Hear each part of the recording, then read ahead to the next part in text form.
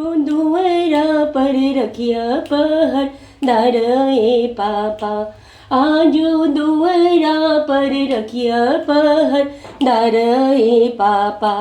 चोरवा चोरी करे आई है हमारी ए पापा, चोरवा चोरी करे आई है हमारी ए पापा। आजू दुआरा पर रखिया पहरदार ए पापा, आजू दुआरा पर रखिया पहरदार ए चाचा। चोरवा चोरी करे आई है हमारी ए पापा, चोरवा चोरी करे आई है हमारी ए चाचा।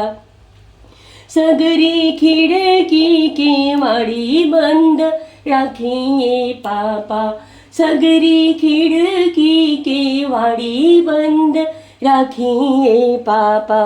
चोरवा चोरी करे आई है हमारी ए पापा, चोरवा चोरी करे आई है हमारी ए पापा।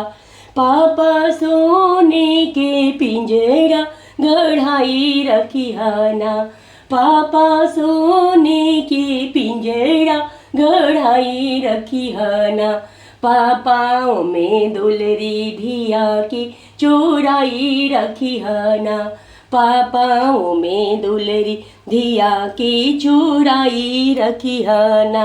हम ना जाए बयन का दुआरी पापा, हम ना जाइब बयन का दुआरी ए पापा।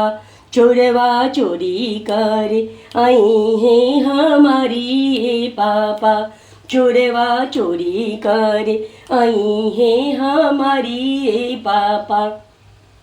हम ना जाइब बयन का दुआरी ए पापा, का तू सोचतर धर के केवाड़ी ए पापा, का तू सोचतर धर के केवाड़ी ए पापा।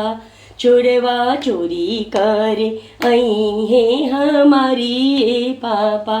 बेटी ससुरा के लोगवा बड़ होशियार बाड़े हो, बेटी ससुरा के लोगवा बड़ होशियार बाड़े हो।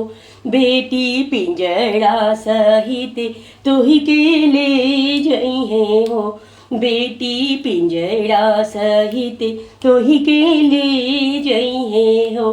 बेटी कतनो करब पहरदारी ए बेटी, बेटी कतनो करब हम पहरदारी ए बेटी।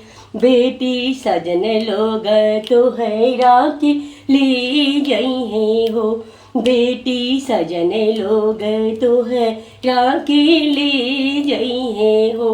बेटी कतनो करब हम जतन ए बेटी, हम कतनो करब जतन ए बेटी।